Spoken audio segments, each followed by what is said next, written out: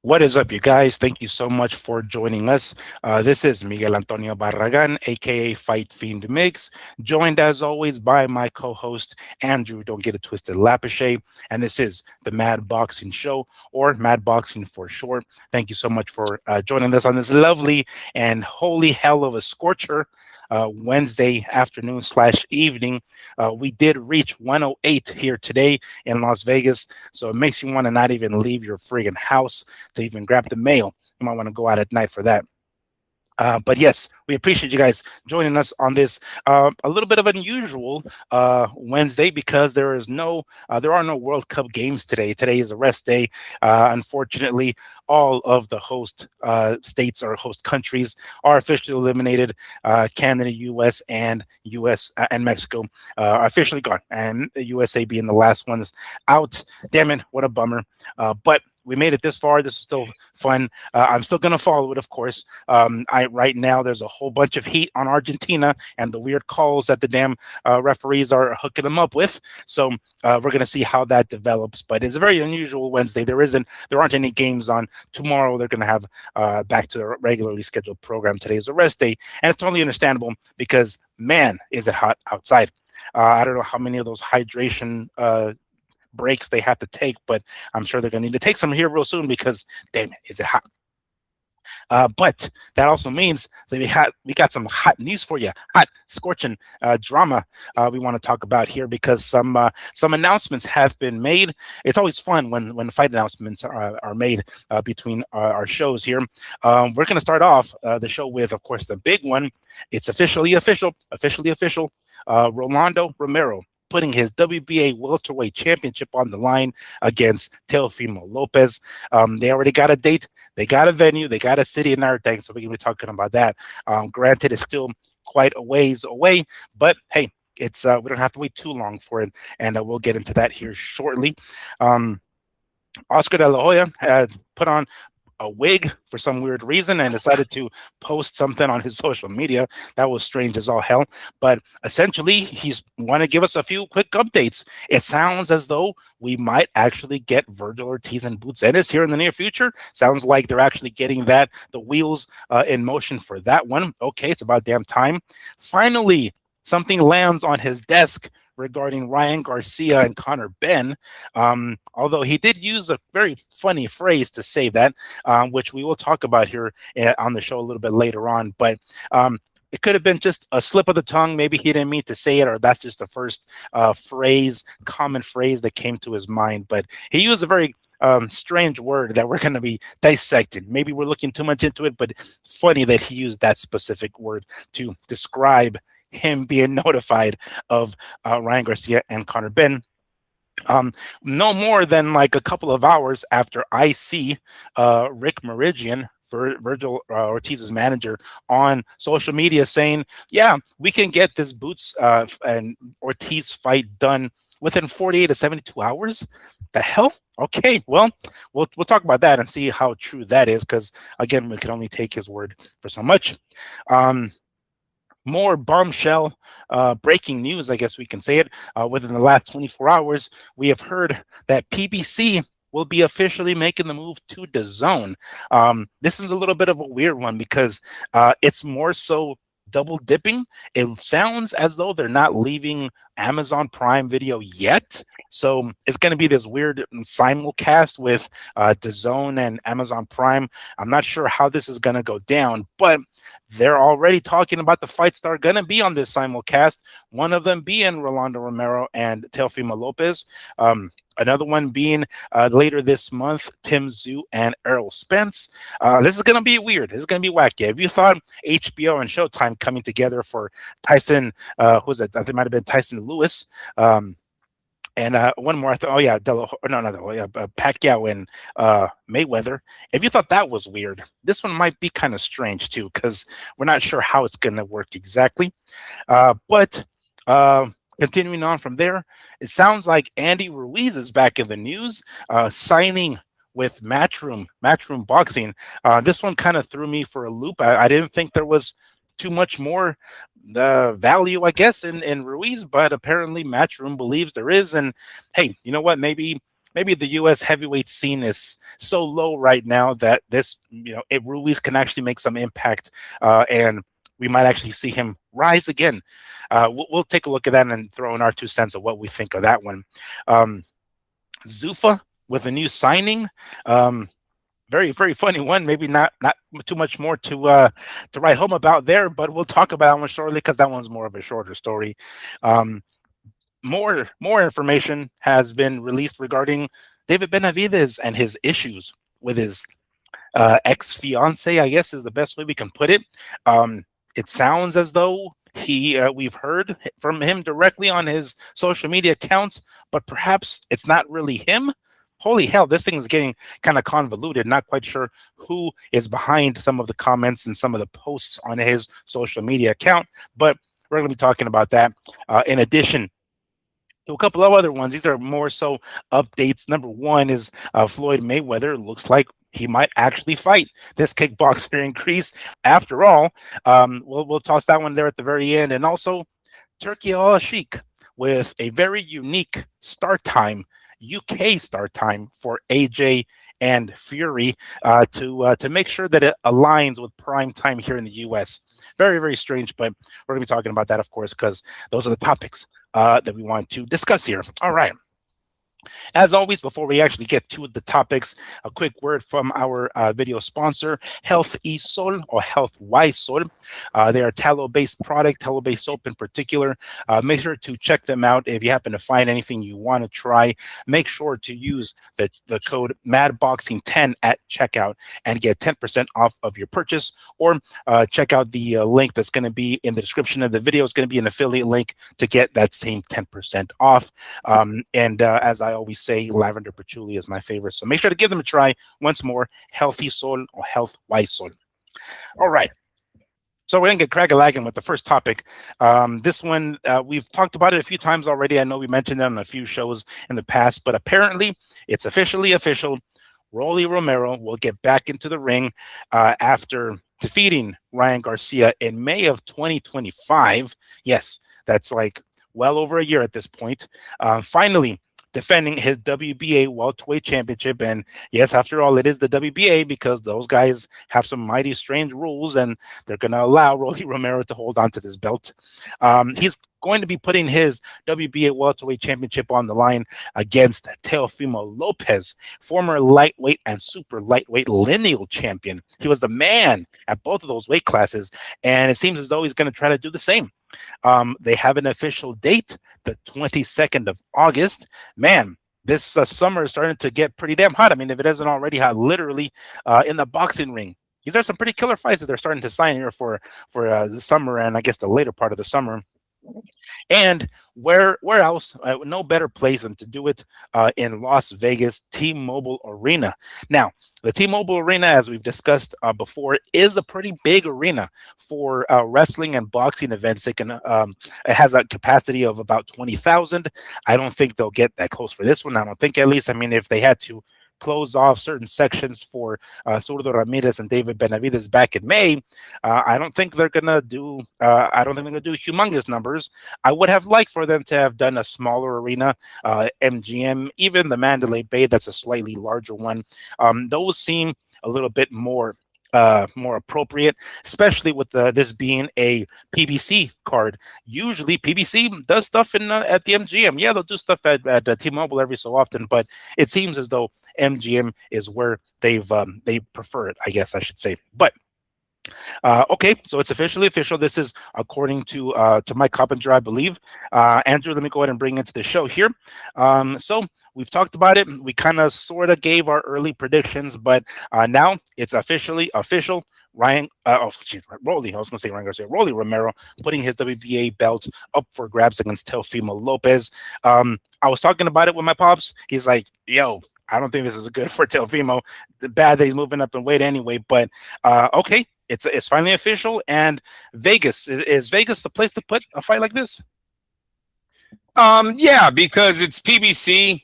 We don't know what the fight card will be yet. Al Heyman usually has, as of lately, been stacking his fight cards. So the right names, I think it will be a decent turnout. At least the locals have a good fight to go to. You said T-Mobile holds about 20 something thousand, 20 plus. Mm-hmm. Yeah, for like fights and wrestling events. That does seem heavy for this fight. I will agree with you on that. Without it having a strong undercard, that does seem like a tall task for them to fill up. But it's an excellent fight for diehards. Yes, the casuals aren't dying running to the ticket booth to get this one, but we'll see how many diehards are still left in Las Vegas, because this should be an easy fight to grab some tickets to. Yeah, I was taking a look at the tail of the tape of this, because as soon as the fight was officially announced, but wait a minute. Oh, yes. I wanted to ask you, Miguel. Yes. What makes it official? Oh, I'm going to say the official announcing of it by Ring, the Ring Magazine website. That's essentially what, or the Ring Magazine Instagram account or the social media, them officially announcing it is as close to official, I guess. That would be the next best thing as official. The only thing would be even more official than that would be the fighters themselves announcing it, I suppose. Well, I'm going to say today we learned that it has a promoter backing. It's called the PBC. And guess what, people? They announced it. And then we had a platform come out and announce it, DAZN. And to me, Miguel, that's what makes the motherfucking thing official. Not two fighters, not an influencer, not a verbal agreement. Some boxing website that has 20 likes, MADBoxing, but you know what I'm saying. Right. That makes it official, bro. Today I looked out there and said, yep, that fight is done. So, we're going to come up with other news, but that's what makes it official in my book. They have a promoter saying it, and they have a platform now. So it does look like that fight is on. I like it. You know what threw me off was the tail of the tape. They have ROLLY smaller than Lopez. Height and reach, bro. Oh, okay. I do see that. Yeah. 1 inch in height, 1 inch, and then the reach. Oh yeah. Well, 1 centimeter there. I mean, I don't know how much that matters. It's 1 centimeter there. I was expecting ROLLY to be a lot bigger than Lopez. Remember, that's what we were kind of leaning on when we first gave. So we're gonna. I'm gonna have to look on this, but I can't believe Lopez is actually bigger than the guy that I was claiming was bigger than. He was not bigger than. ROLLY seemed so much bigger in that fucking Garcia fight. Now you're gonna tell me Lopez is bigger than Garcia? I don't see it. Somebody's lying. No. Yeah, that's true. Yeah, I didn't catch that. I don't think. I mean, I don't think ROLLY's that tall anyway, but it's more so his width, his shoulders, how broad they are. You see how strong his legs are. Maybe Teofimo might be an inch taller, but he's kind of, I want to say scrawny, but he's much more thinner, right? So I think still ROLLY is the bigger, stockier dude, the stronger guy, really, and then even more so at welterweight. So I'm not sure how much of a difference that 1 inch would make, but we have to definitely double check that and fact check it, because I'm not sure if that's actually accurate. Yeah, I don't know what kind of shoes Lopez was wearing that day, but when I look at Lopez in all of his fights, he looks like the shorter, smaller fighter, not just by size, but by height. He looks shorter. And now you're telling me he's bigger than ROLLY Romero. That's insane. That's insane if true. So, yeah, we'll have to look into that one. Look, I see people siding with Lopez on his speed and IQ. Which is not a bad take. Right now, I'm gonna lean still with ROLLY on size and power. I just feel like he is gonna be able to hit Lopez a little bit more and get that damage in early to get him late. But we'll see. Excellent fight though. It does look like it's 50-50 right now, and I was not expecting that when this thing first got announced. I thought it would be more, this is Lopez's last hurrah. You know what I mean? Instead, they're acting like this is a great game plan to walk into the welterweights and grab a title. Sad for ROLLY, huh? To have that kind of resume and people are still doubting. Yeah, no kidding. I mean, it's weird. He's not getting that the credit for what he's what he's done. I'm not saying that he's done more than Teofimo, but at least enough to be like, oh wow, this is he's got a shot at winning here. I mean, obviously, I definitely think so. I'm interested to see what like the odds will end up being, but I definitely think that 147 is a bit much for Teofimo. The punches aren't going to be the same. Maybe he might have speed, but like the second he gets clocked, like how is he going to handle and we're not talking about somebody like Shakur, who's got the timing, who has speed, but doesn't exactly won't stun or won't hurt Teofimo. What's his name? ROLLY will fucking throw down. He will throw those hands and he'll crack them. So I don't know how it's going to go for Teofimo on this one here. He was dropped against Sandor Martin. He was dropped against Cambosis. So I think this is going to be the first time that we're going to see him really hurt. He's going to get hit in this fight. He's going to get hit. You best believe it. And it's going to be probably the first time that we're going to see him do the chicken dance, as they call it, right? The stiff leg. This might be the first time that we're going to see him do that shit in the ring. Yeah, no doubt. 17-2 for ROLLY, 22-2 for Teofimo. Of course, Teofimo is the more accomplished one. Now, I don't know if was it Teofimo? Who were we talking about that just recently changed trainers? No, I don't think it was Teofimo. I'm trying to think if his pops are going to be in his corner for this one too. I think he still got his pops and his team at least. Yeah, it was Gervonta just went to Benavidez Senior. That's what I was trying. Yeah. So August 22nd, that gives us, about a month and a half or so. So since they just announced it, I'm assuming that they're going to be having some sort of press conference here in the near future. I think they said Thursday, so I think tomorrow will be the first one that's going to kick it off in Los Angeles. That kind of upset me because I got to be honest.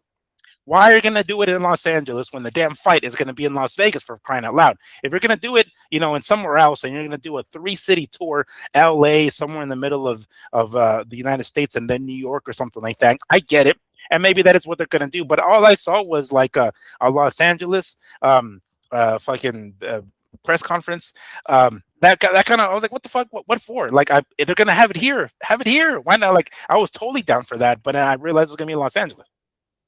That has to be. Oh no, because Oscar's not involved. I was gonna say De La Hoya's connection, but he's not involved with the fight. It is kind of weird. They're gonna start it off in LA.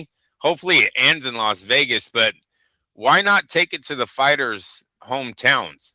They try to get a local fan base to come over to watch them in Vegas more than you're kind of praying that someone in LA shows up to this thing. So. Yeah, that's weird. I don't know why they would start in LA, but it's one of those fights that it's not going to attract a lot of eyeballs. I think, anyways. This press conference will come and go. Like I said, Miguel, this is our fight. It really is. This is a fight that we're going to have to sell to casuals. I just don't think there's a lot of casuals that know who ROLLY, Romero, and Lopez are. Even with ROLLY's win over Ryan, it's lost its momentum already. You know what I mean? All the girls that might have remembered ROLLY the next day definitely have forgotten him by now, And then Lopez, that's always been his problem. He's never had a fan base, So I don't expect a lot of eyes on this early. Hopefully with the talk of the diehards just out there, word of mouth, this fight gets hot as it comes closer, becomes more of something to watch on that Saturday. We'd have to see what else is playing on that Saturday, what it's going up against. Oh yeah, that's true. Well, the World Cup will be over by then, so they ain't got to worry about that. The World Cup is over.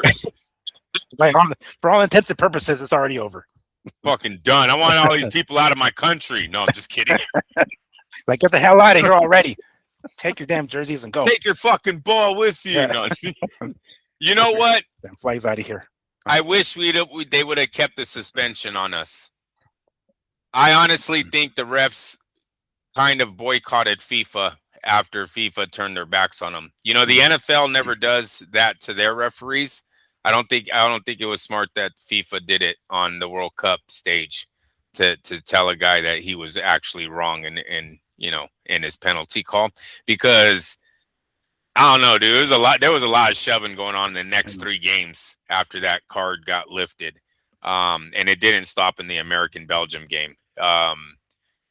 it would have left a chip on our shoulder. Had everyone ready for the next 4 years, right? Because and then President Trump didn't help coming out and going, oh, I play sports. I'm a very good sports guy. I know sports. Like, dude, stop acting like you're smarter than the FIFA refs. You know what I mean? Like, that wasn't a foul. Yeah, it was just bad. It was bad. And I think they paid us back for it. And I don't like it because now we look like the same team from 8 years ago. Mm. That was taking candy from a baby, bro. We were no match. They scored early, or they almost scored early. Then they did score. And it almost seemed like they took their foot off the gas to give us some kind of hope just to smash us again. But the way they were taking the ball, what did they say? There was like 5 in the first, I don't know, like 15 minutes. There's 5 possessions, 3 takeaways on one guy. Oh, jeez. Polstick? Is that Polstick? Is that how you say his name? The American. Yeah, I don't know how to pronounce the last name yet. Postick or something like that. Yeah, dude, 3 takeaways. Like, it's just taking candy from a baby. Like, bro, what are you doing? Like, that was a terrible way for the United States to go out after building all that momentum in the first, 3 rounds or 2 rounds? 3 rounds, yeah. So, whatever, dude. We'll be back. We'll be back. We better be back. We have to. Hey, Messi's awesome. Did you see that game yesterday? I did, but I mean that was a blatant ass hand. Did you see that shit? Him hitting with his fucking hand. That was some blatant ass shit.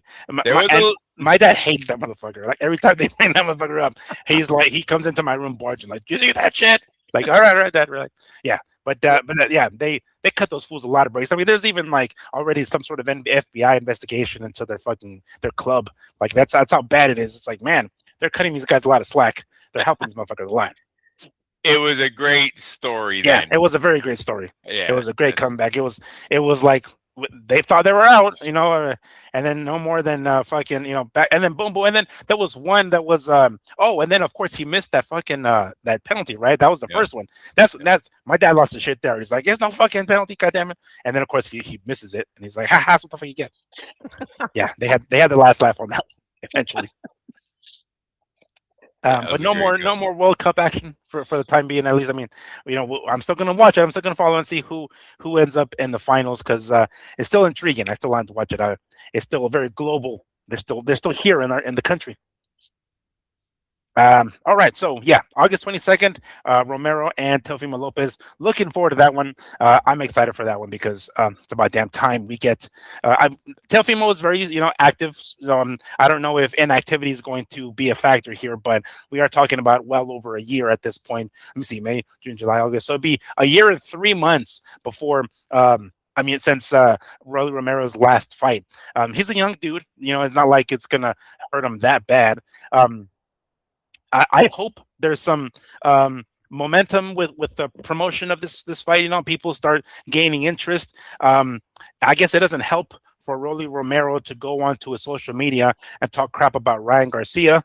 It's like, yo, talk about Teofimo, please. Talk about your fight. Get that cracking. He goes onto his social media and he complains, says how heated he is that Ryan wasted 6 months of his life. Supposedly there was some sort of rematch contract, clause or clause in the contract, and for whatever reason it didn't go through, and ultimately the rematch didn't happen. I'm not entirely sure why. Neither is he, but the way he's making it seem, Ryan and Golden Boy had the carrot on a stick in front of him for at least 6 months before they finally bailed on him.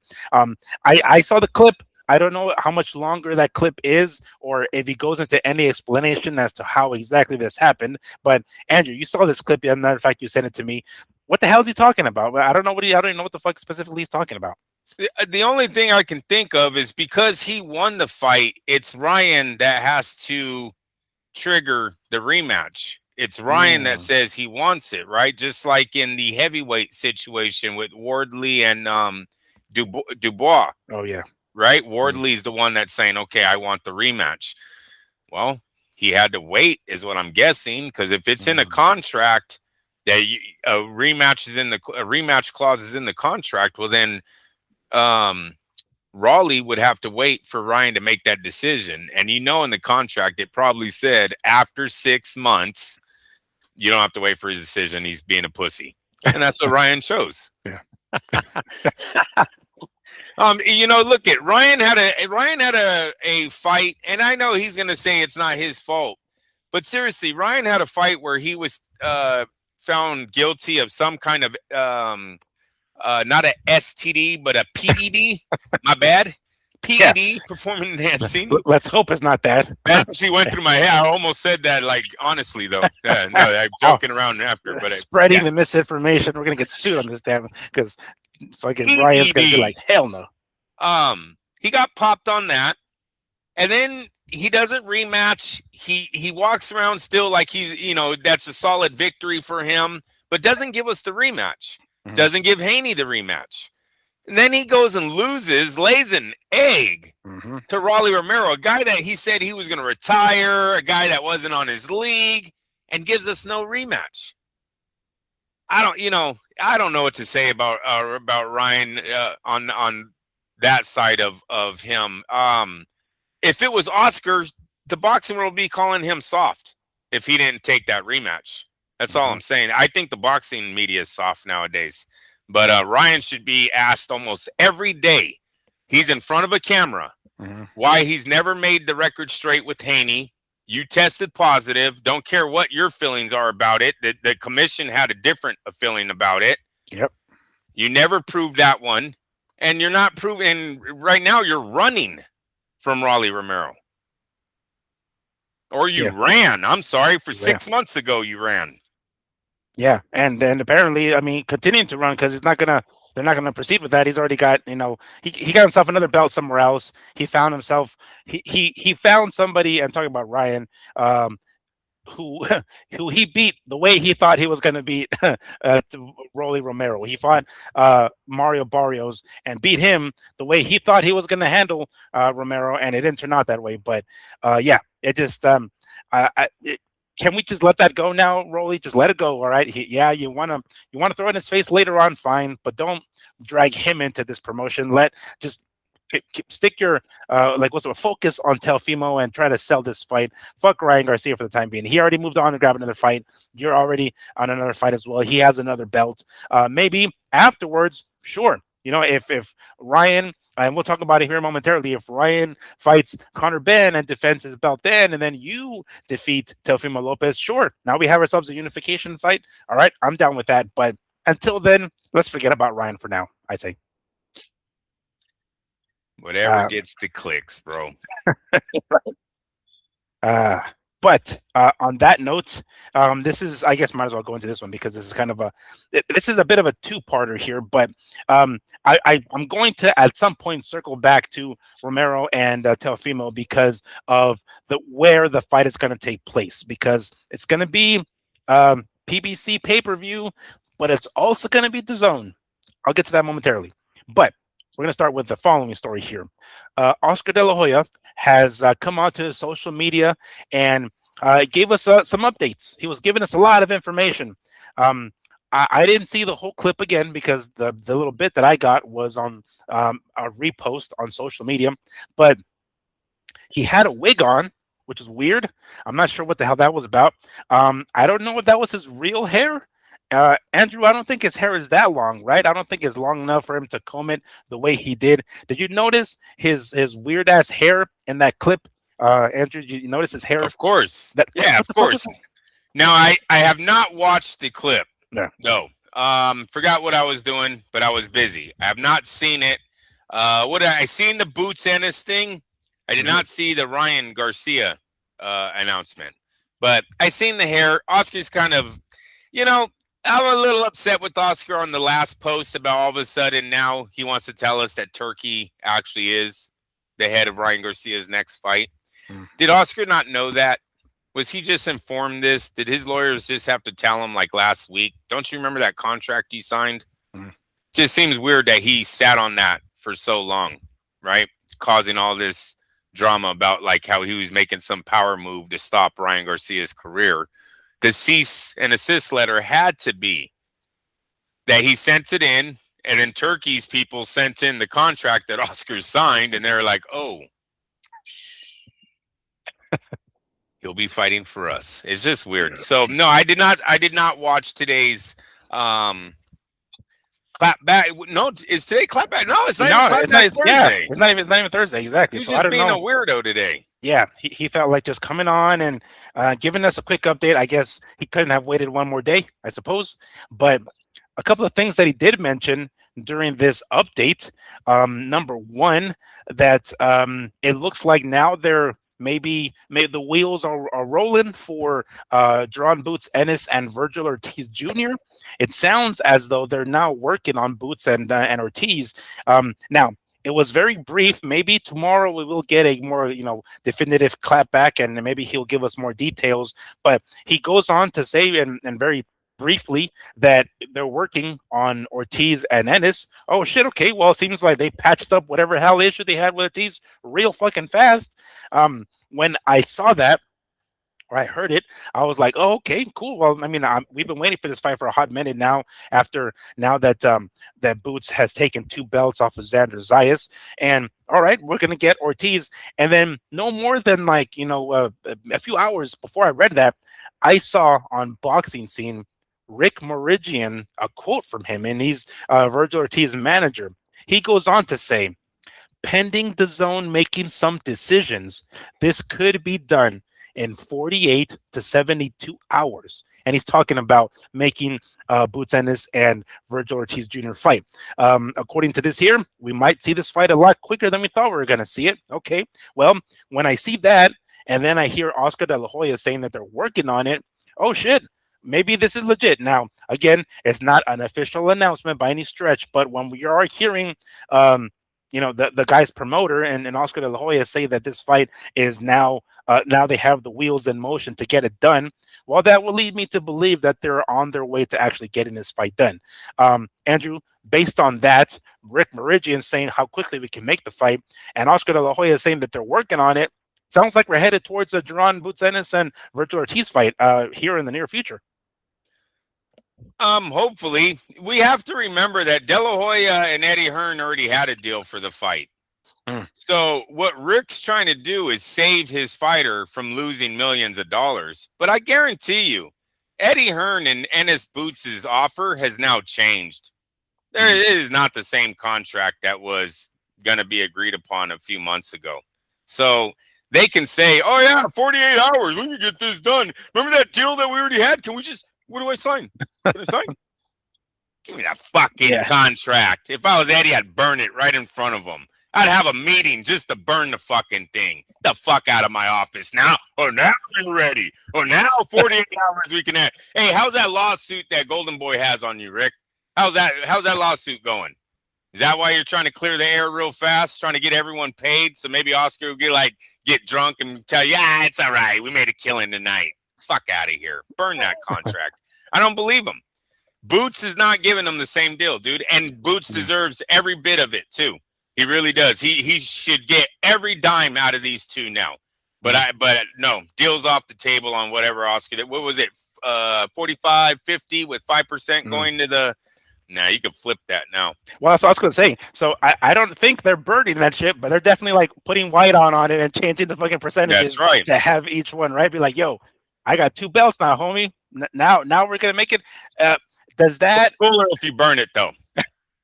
So have your secretary or AI, whoever the fuck, write up the other one, Chat GPT, write up the other contract, same thing, different numbers, and I'm burning the other one just to show them, you guys fucked off, man. You fuck, and really they should lose money. Yeah, for making everybody lose time on this shit. If Rolly Romero was pissed off that Ryan made him lose 6 months, we're pissed that we haven't got this fight already. It would be badass if they burn it with a cigar. If he's burning this shit with a fucking cigar, like fucking Arnold or something, just so we can get a new percentage going. Oh, were you gonna sign this? Oh, I got another one. Hold on. Give me the other one. Yeah. Fold it up and then throw it, make it into a paper airplane and throw it into the fireplace. Oh yeah, that one right there, that contract right there. I got another one for you. But yes, those percentages are definitely going to be changing. And remember, even when the fight gets announced, we got to pray Vergil gets through a training camp. We got no, like, we're not going to make sure this fight isn't on until they're both in the ring. National anthems are done, and we're about to see him get down, bro. That's when maybe I'll believe Vergil Ortiz is going to fight Boots. Yeah, no, that's true, and even then, hope he's 100%. I mean, that's close to it, I guess, once fight time comes around. But that was one of the updates that Oscar De La Hoya had in that quick little clip there. One of the other ones, I guess we might actually get Ryan Garcia versus Conor Benn. According to him, he finally got a notice, right? Somebody finally kept him in the loop, right? After all this time saying, I have yet to hear from Zuffa, I have yet to hear from anybody, yada, yada, yada. In this quick clip here, he uses a very peculiar phrase. He says, I got the memo. I got the memo. That's what he said. The memo landed on my desk, or something along the lines of finally receiving the memo. Now, I don't know about you guys, if you guys have ever had office jobs or worked at office, but basically what a memo is like basically letting you into the loop, right? Like letting you know, hey, y'all, we're all going to be wearing, basically the way Andrew and I got the memo to wear white t-shirts today. Essentially that. So, it's essentially, yay, this is how it's going to happen. I'm not sure if that's what he really meant to say, because really, I mean, a memo is just letting him know, hey, this is how it's going to go down. No real input by him by any stretch, or anything specifically where he can say yay or nay, or be in any way, shape, or form pushing any ideas, or in control to any degree. Again, it might have just been a slip of the tongue, and that was just a specific phrase that came to his mind at that moment, or that's exactly what it was, a fucking memo. Just like, oh yeah, Oscar, we're gonna make this fight. It's like, oh shit, okay. Well, thanks for letting me know now after all this. Andrew, do you think it was more so maybe a slip of the tongue, and he didn't really mean to say that specifically? Or is that true? Maybe he just finally got notice. Again, doesn't mean that he has a say. It's just, oh, Oscar, by the way, we're going to make this fight. Okay. Yeah, remember the last week when he said nobody wants to see it? Oh, yes.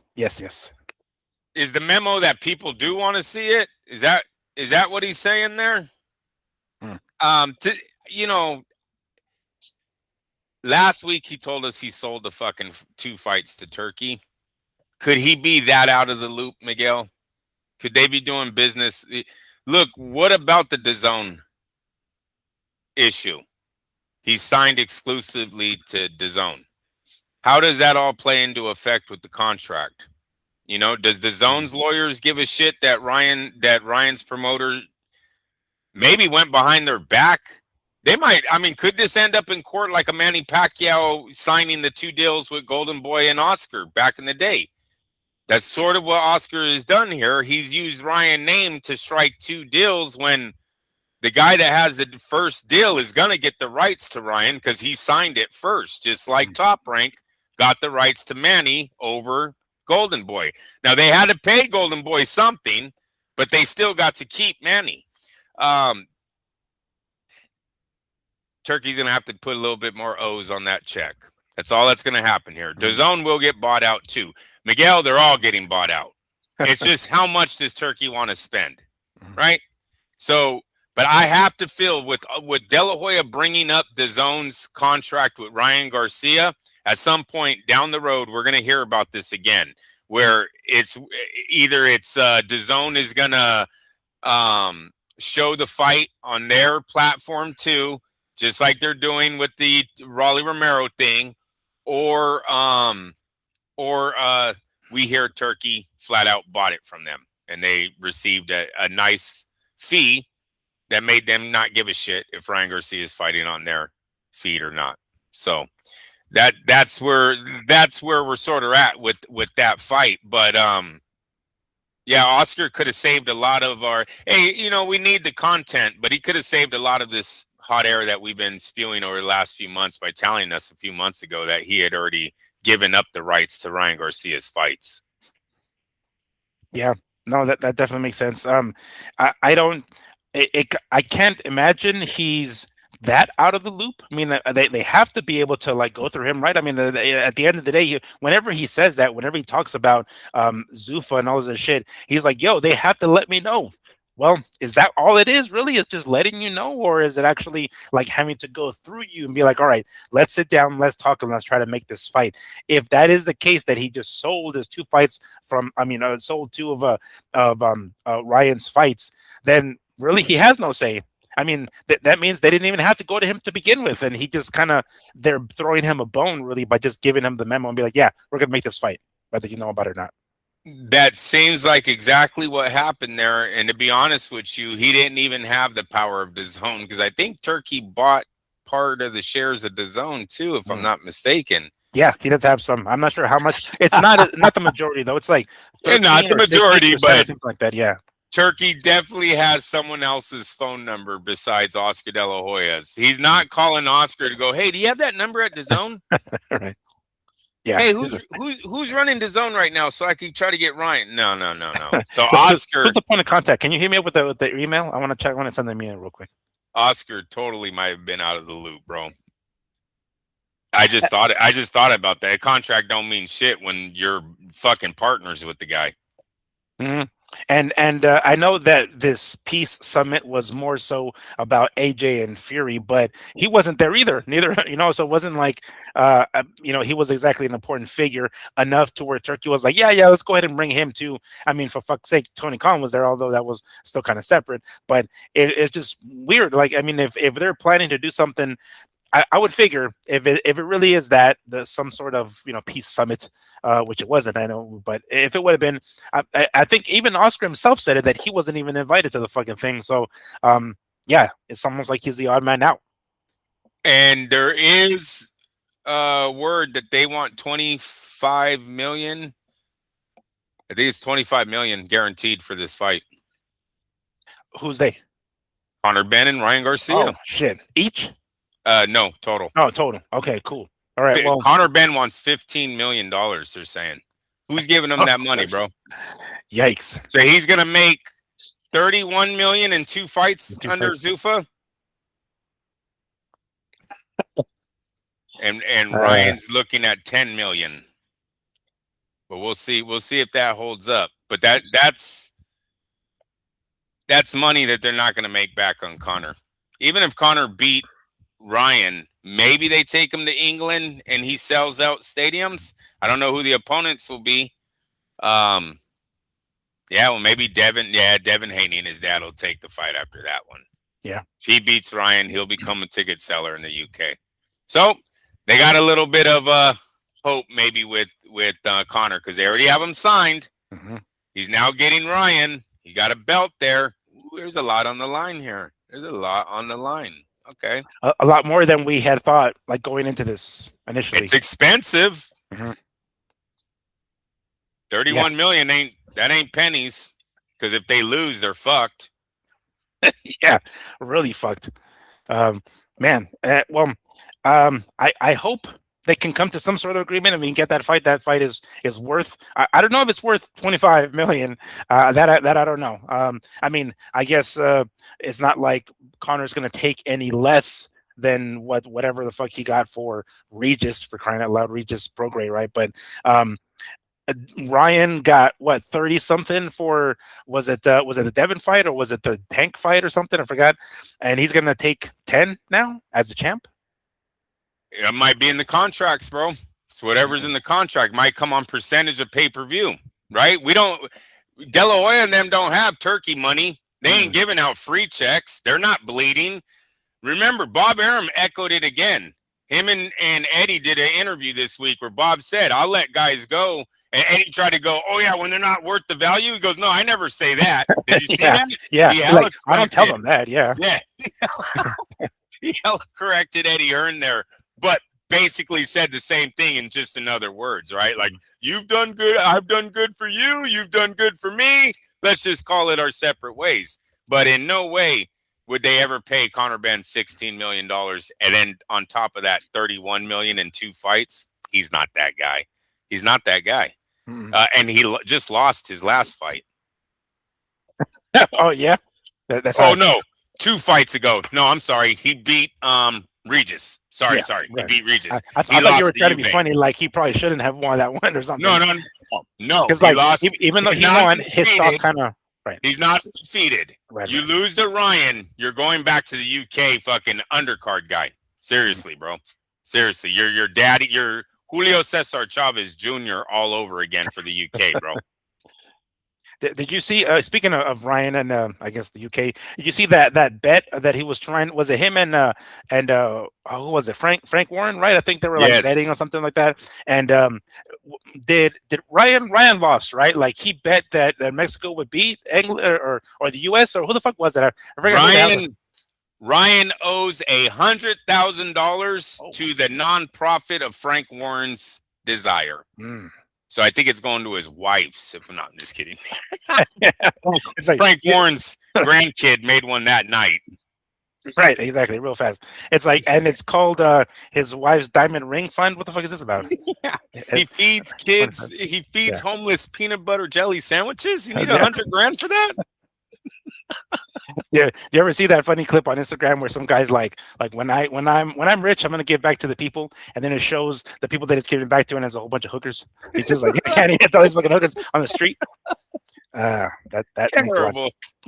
I saw that and I was like, oh, I gotta send it to my buddy. All right.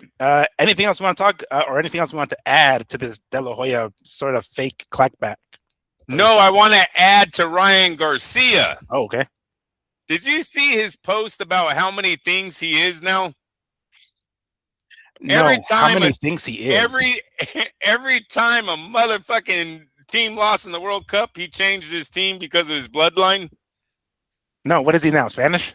Oh yeah, no, he's Spanish, Portuguese, American, obviously, and Mexican. Ryan Garcia is one loss away from representing the guys that his mom dated. Seriously. This fucking kid, he looked like a fool. Like, Ryan, you're going to lose your Mexican fan base. You keep up with the bullshit. Oh, well, I'm this too. You didn't see all that, bro? No, I don't follow him on his social media. He literally said he's 3 things now. Oh, boy. Yeah, it's getting worse and worse with that guy. Somebody take his phone away, for crying out loud, please. I'm telling you, bro. I'm telling you. And every team you went for lost. Thanks, buddy. Yeah, we don't need your support if it means they're going to lose every single fucking time. You fucking bad luck motherfucker.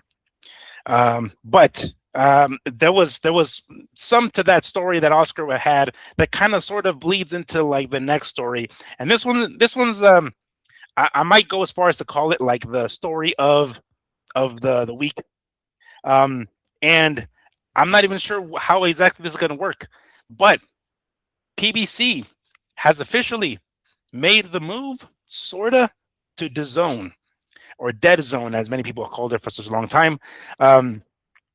We've talked about it. We talked about it many times before. It's great on one hand that all of these promoters are under one umbrella, specifically under one streaming service, one channel, one network, whatever you want to call it. But if it's a network or streaming service or channel that nobody fucking watches, I don't know how exactly this is going to be good.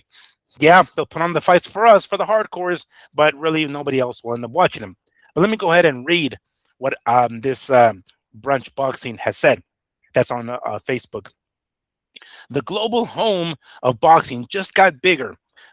PBC, or Premier Boxing Champions, has reportedly reached a deal with DAZN to stream its upcoming premium events through the balance of this year. Not sure what the fuck that means.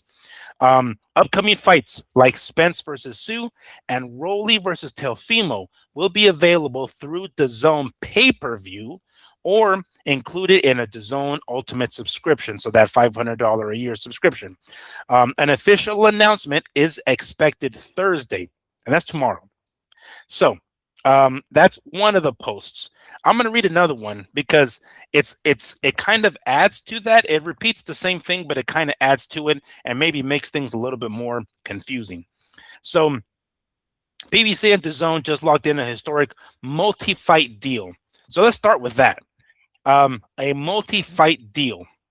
Rarely do we hear that phrase whenever there's some sort of deal between a promoter and a streaming service. Normally, it's how many years. Usually, that is not necessarily how many fights, but okay, a multi-fight deal. Premier Boxing and DAZN have reached a historic multi-fight output agreement that brings a struggling PBC with DAZN at the helm together for the remainder of 2026. Under the deal, DAZN will stream multiple PBC premium events through the end of the year, which will also be part of the DAZN Ultimate subscription at no additional charge, of course.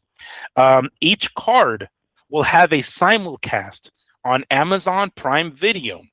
The agreement gives both companies, it gives both of them, I guess, distribution rights. Essentially, is what it is. The partnership begins with the July 25th showdown between Errol Spence and Tim Tszyu. DAZN will also carry the newly announced welterweight title fight between Rolly Romero and Teofimo Lopez. This official announcement is to set place on Thursday. Of course, several of PBC fighters, like Charlo, that has said they would never fight on an app, are expected to attend this announcement or / press conference that will take place later this week. Okay, so first off, Andrew, we're going to start there. Multi-fight deal. I usually hear whenever there's some sort of deal, multiple years, right? It's a 3-year deal or something along those lines. Do you ever hear this? I mean, have you heard this before? Or maybe I'm tripping. A multi-fight deal. So they're not counting the time, the length of time, but rather how many fights are on this deal. No, I have not heard that. Most of the time it's a multi-year deal, but in everything that I'm reading, the multi-year announcement's coming.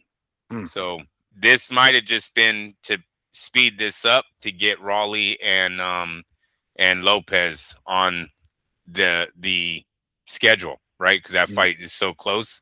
But when I looked it up, it says that a long-term deal is coming. I can't see why it wouldn't.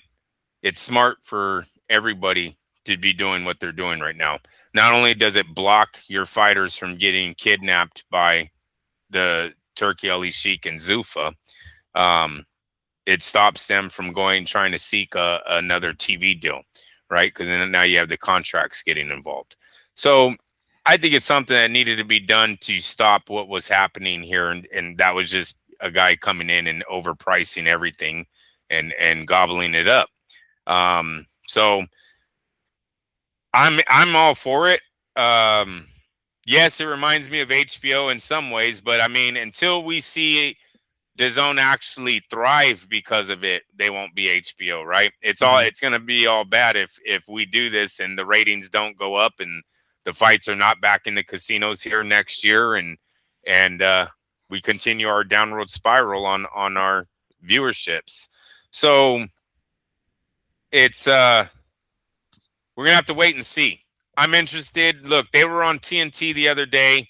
They're going to be on PBC pay-per-view now. They got all the platforms behind them. Let's give them a year, dude. Let's be Dana White. Talk to me in 2027, Miguel. Talk to me. Wait. Mid. Where are we in the 7th? Yeah, talk to me in July of 2027, please. Oof, that'll give me enough time to dodge a bullet. Right.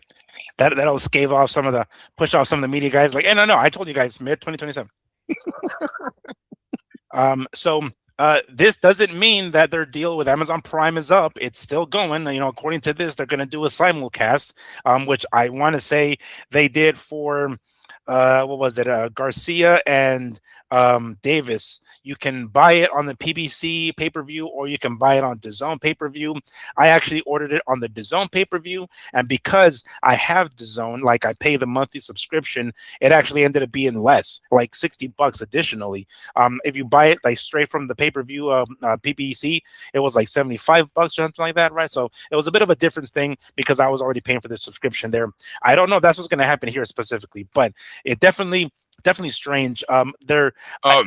Oh, yes. It's also saying they're waiting for Prime, that contract to end. All right, there you go. There's precisely where I was headed. Like Sorry. they're basically bidding off the time. They're just wasting. I mean, not wasting, but riding the clock, so to speak. Right? They're basically just waiting for the time for Amazon to basically give them the boot, which actually makes more sense now that you mentioned that the long-term deal is on its way. Right? I mean, it's like, well, they still got, maybe they can't do a long-term deal right now because of how the contract with Amazon Prime is structured or something like that. But once that's done, then off to DAZN for good they go, or at least for the foreseeable future.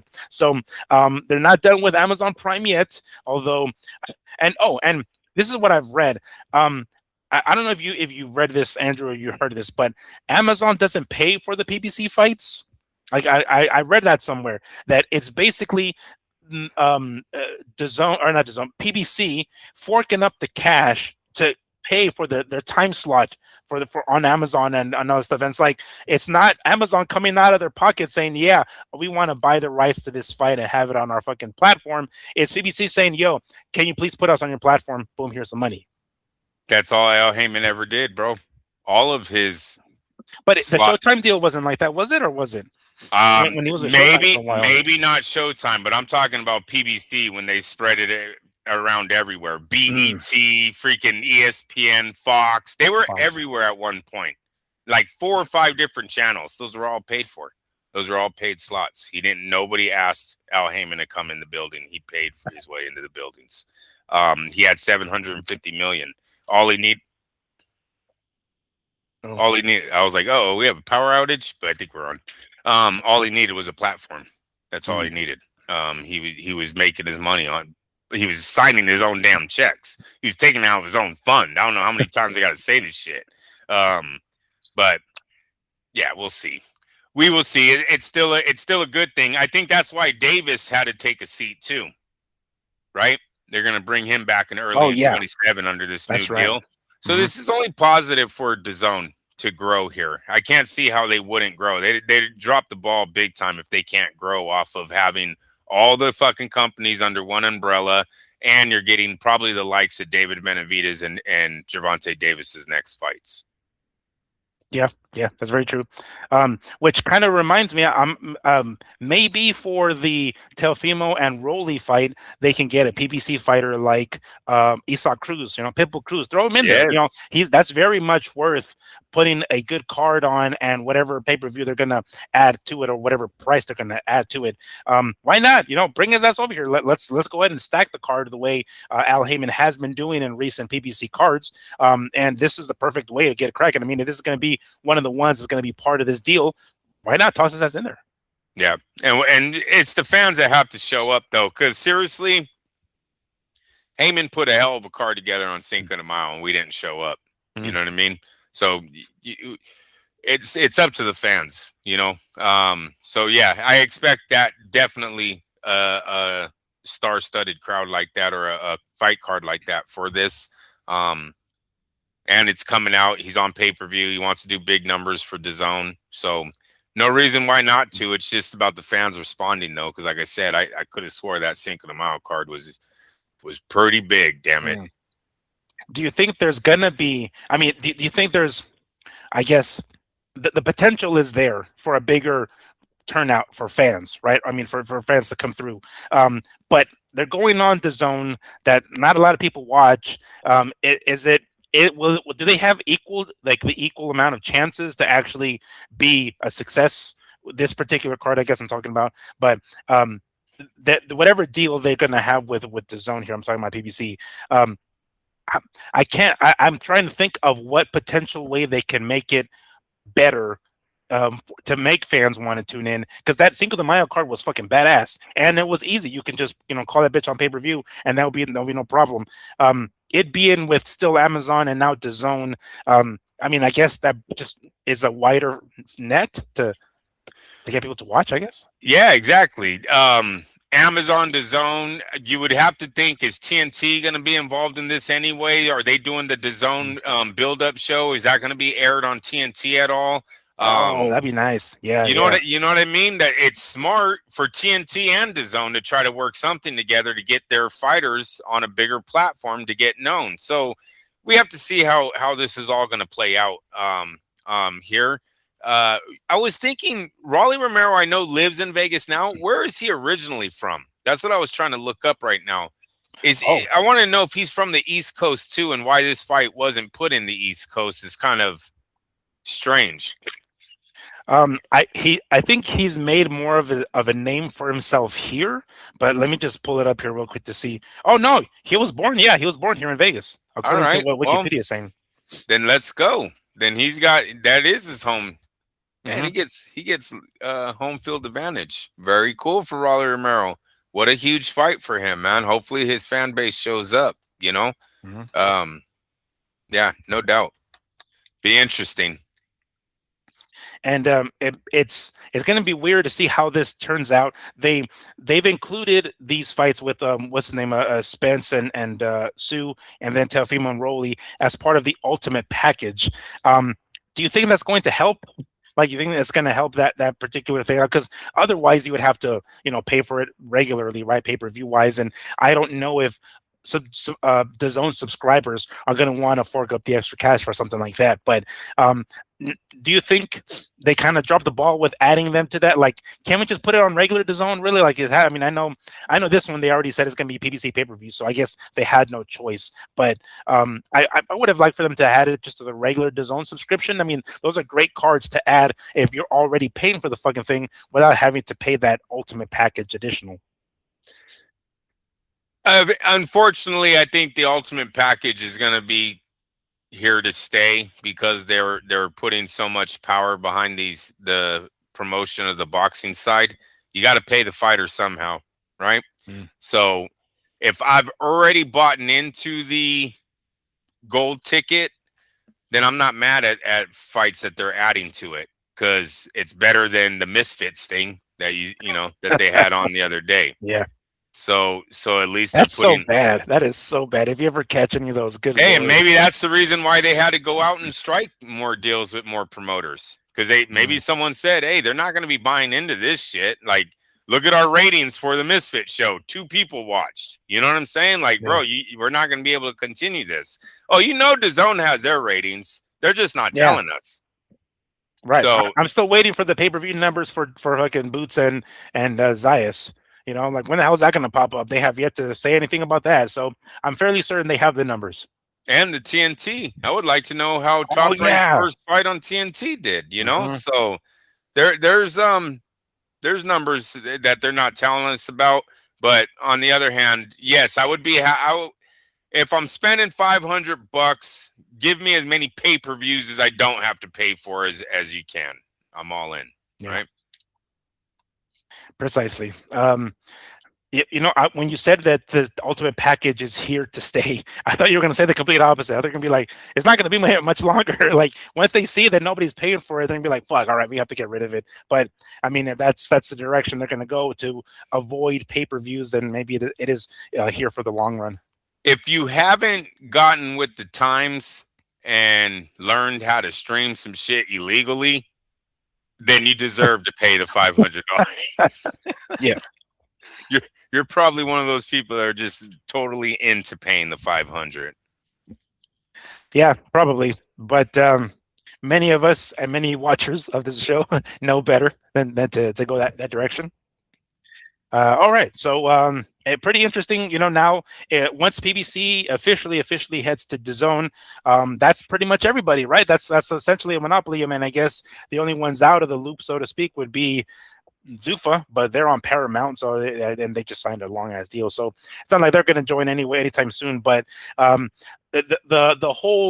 the appeal to having them all the major promoters under one streaming service / network is that it's much easier to make the fights happen. Yes, promoters still have to fight with one another to make the fight happen, but at the very least there aren't going to be any major issues as far as distribution rights, which has often halted fights that we've been wanting to see. So now with the PBC under DAZN, that eliminates that specific hurdle. Andrew, when I think about PBC going to DAZN, because the PBC is in the position that they are, they don't really have too many fighters, right? Too many like big names. They have Benavidez, they have Davis, but again, we talked about even ROLLY and Isaac Cruz, but Gary Russell.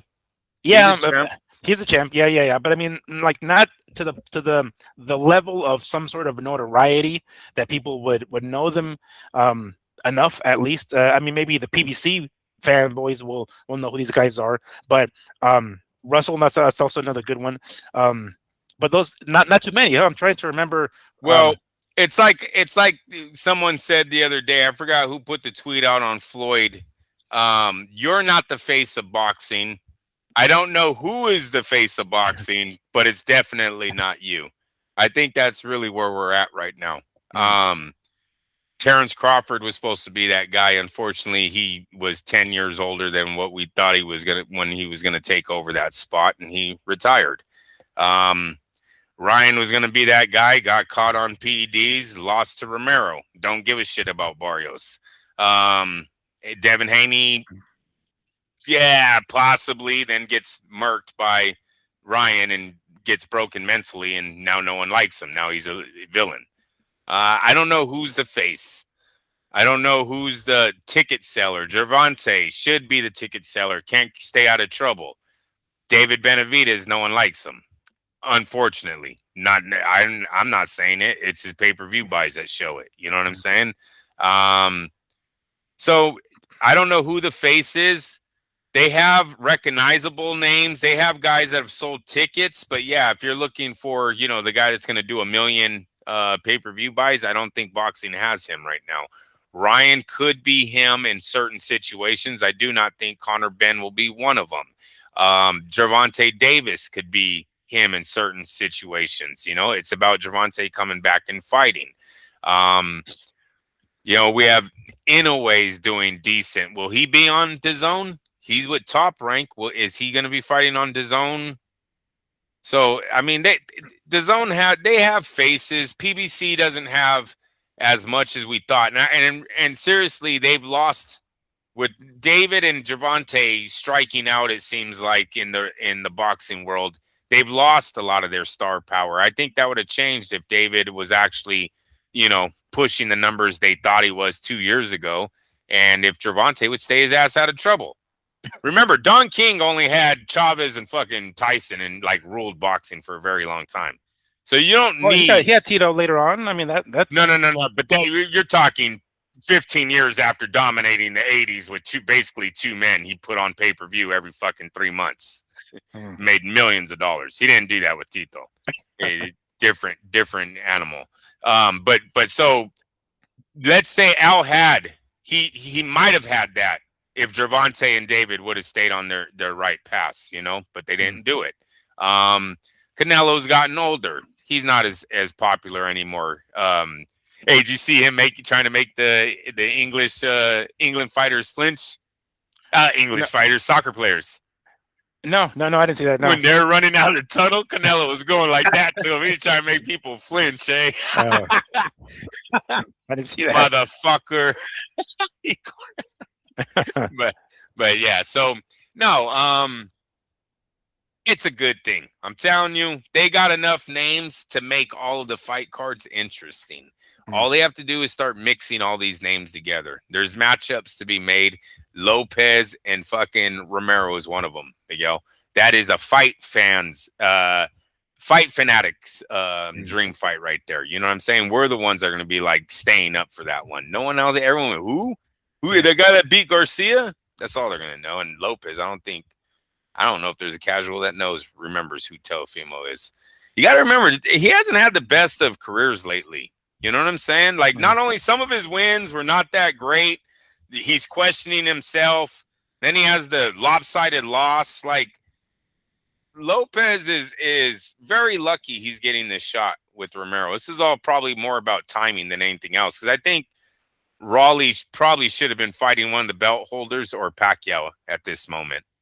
So it's really about timing for Lopez on how he got this shot at the title. So at this point of his career, because he doesn't have a lot of momentum going into this fight. That's why I'm kind of thrown back by all the people that are just disrespecting ROLLY, saying that he's going to get outboxed by Lopez, who's shown lesser skills versus lesser opponents. You know what I mean? Mm-hmm.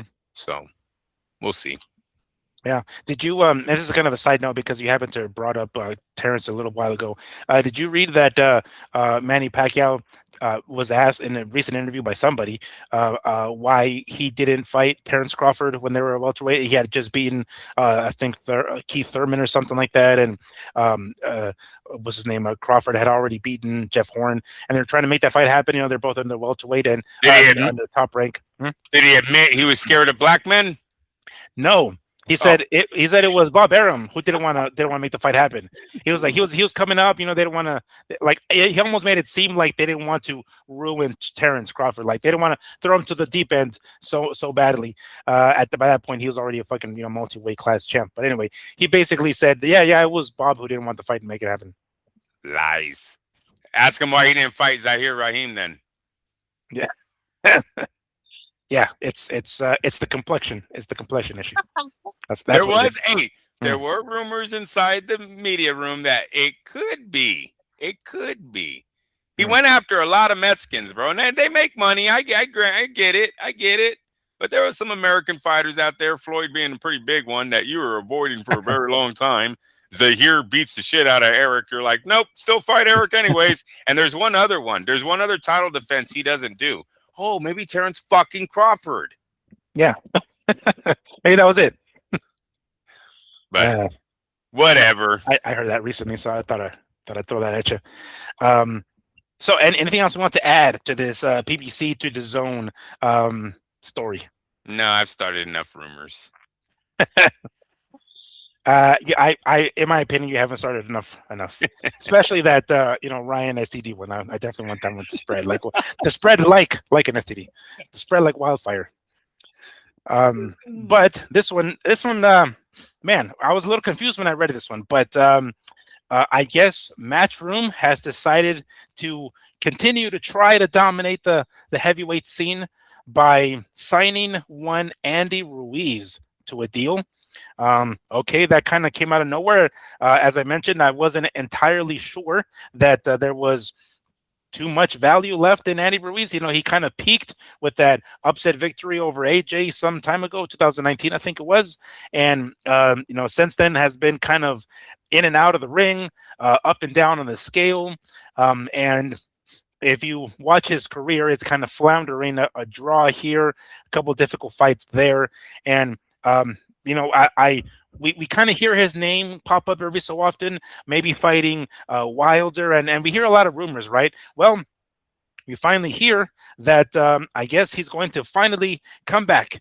And not only is he coming back, but he's signing with Matchroom Boxing. Let me go ahead and read this quick paragraph that I saw on Facebook. Former unified world heavyweight ruler, I don't know if you call him ruler, but anyway, eyeing a return to world title glory. Andy Ruiz has signed a multi-fight promotional deal with Eddie Hernan Matchroom, and his return to action will be live on DAZN, and it's going to be announced later this week. So his official announcement, I guess, will be announced later. The Destroyer will make a return to the ring after a 2-year absence following his majority draw with Jarrell Miller in Los Angeles back in August of 2024. The man he replaced, ironically, when he beat AJ back in the day. So it seems as though he's making a comeback, right? He's going to try to you know, make things happen. I figured.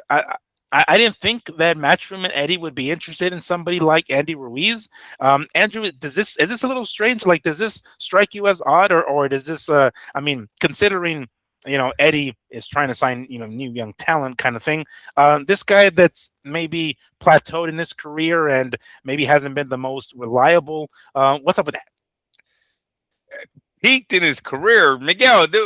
How many fights does he have in like the last, I don't know, 5 years? What is he like? Seriously, 1? Yeah, 3, 1. I mean, I didn't even know Andy Ruiz was still considered active, bro. Seriously, he's like a former champ. You signed a former champ, but to say he signed an active fighter, that's a stretch. It's a stretch, man. I don't know what to make of it, dude. All I can tell you is that Europeans love seeing Americans get their butts kicked. So maybe he takes them over there for a couple of showdowns, gets him worked over, and then releases them, you know? I don't know, man. Andy hasn't been in the ring. What should we expect from him? You know? What was his last fight? It's not Areola, is it? No, it was that draw with Jarrell Miller in August of 2024. So we're rapidly approaching 2 years. 2 years. He had a draw with Jarrell Miller. Jarrell Miller. Then what is before that? Oh, that I don't know. Let me pull him up here real quick. I thought you had his record. I'm sorry, dude. I thought you had his record. It was just that specific article, but I can pull that up here shortly. But what are you saying specifically that you forgot? Oh shit! It was with Luis Ortiz in September of 2022. So 2 years before that. So he has one fight in 4 years. I said 5. I was 1 fucking year off. Come on now. He's not active. You can't consider that active, bro. He's the Charlo brothers right now. You know? Dude, that's true. That dude's totally out of shape. He's not in fighting shape. You can't tell me he's going to get in the ring and do a solid 10 or 12 rounds right now with only having one fight in 4 years. I don't care how much training you do. You know what I'm saying? So that's a stretch for Eddie. I think Eddie's not going to say he was desperate there, but they can make a quick dollar off of him. If the contract is right, if the price is right that Andy was willing to accept. Kind of weird they didn't go to Zuffa, dude. Kind of weird. Yeah, I know, right? And here's the thing: maybe they did offer him something, right? And or maybe he asked for too much. I mean, I can't imagine that Matchroom would offer him any more than Zuffa would offer him. But we hear a lot of rumors about him going to Zuffa, and ultimately it didn't happen, from what I'm reading here. But I have to imagine that they had a conversation. Yeah, it's really weird that he went over to Matchroom because. I think he's going to be not only the B side, but he's probably going to have to cross over the pond to go get some of his big fights. Don't be surprised that Eddie doesn't work with Frank Warren a lot with Andy Ruiz. I remember earlier this year, Jarrell Miller fought, and it was the fight that I actually covered for us at the Fontainebleau. I mean, that's the first thing that came to mind was like, oh, they're trying to prepare some sort of Andy Ruiz and Jarrell Miller rematch or some shit. That's the only thing that came to mind because they had a draw a couple of years back, right? So that's the only thing I could think of. But apparently, according to Everything Boxing on Instagram, or not Instagram, on Facebook, there might already be a fight lined up for him. How about that? Well, go ahead. What are you gonna say? I was going to just say maybe on an undercard, but Miller and Ruiz wouldn't sell even over there. And it's not even meant for over there. Miller's from over here. I don't like that one at all. But who do they have lined up, bro? Well, this one's a weird one because I had never heard of him.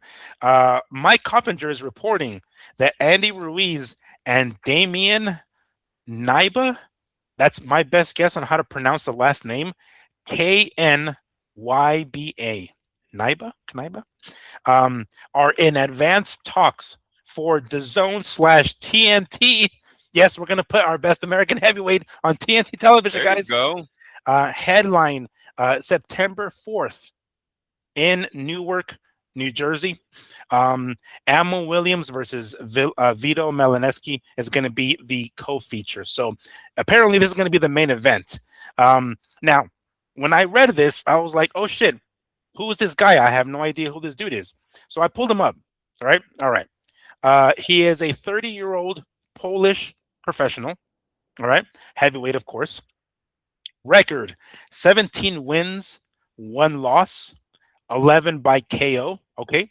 Out of 17 fights, he's got 11 KOs. That's pretty significant. His only loss was actually his most recent fight. This was back in January of this year, getting knocked the fuck out by one Ajit Kabayel, because of course he would.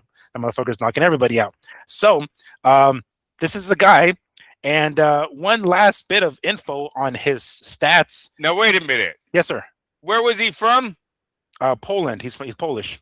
So he's from over there. Yeah. And his record, he only has 1 loss. 1 loss. All right. Wonder how many fights they signed Andy for. Yeah, multi-fights, so more than one.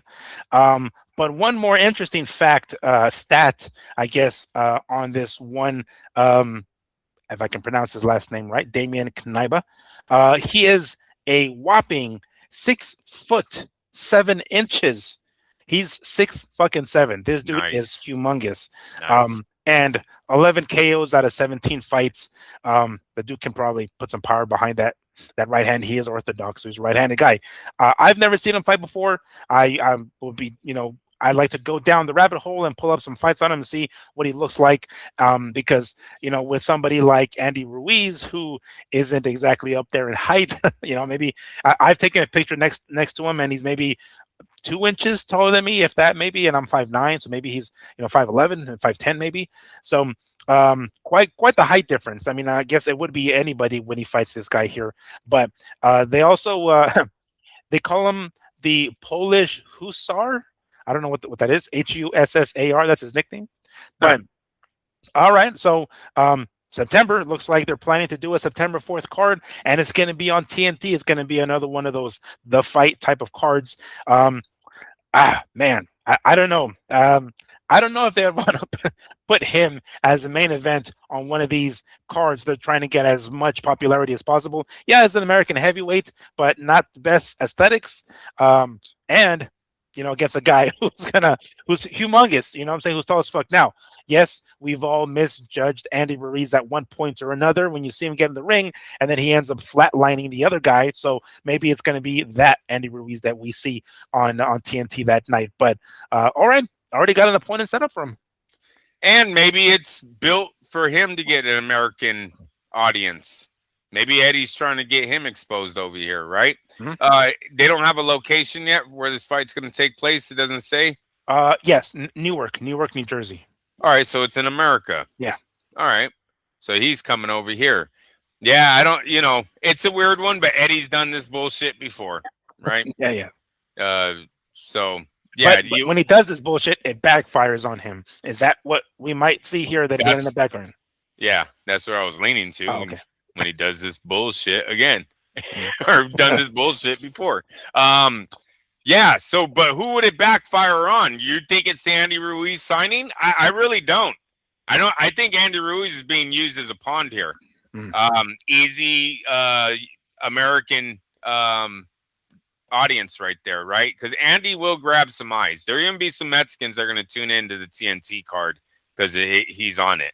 I can almost guarantee you that he's always done okay as far as on the fan base side.